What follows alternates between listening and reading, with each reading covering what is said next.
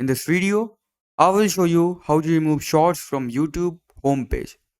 Okay, first of all, let's open YouTube. Now from here, click on your profile icon on bottom right corner. Okay.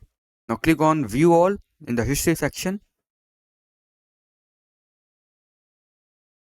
On top right corner, click on these three dots and select clear all watch history. Now again click on these three dots and click on pause watch history. Click on pause. Okay.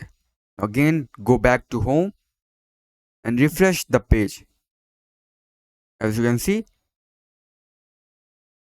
Okay. Refresh again.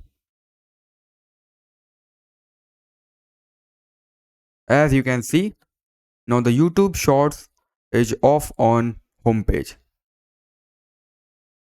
That's it for the video. That's how you can remove shorts from YouTube homepage. If you find this video helpful, consider a like and subscribing the channel. Thank you very much.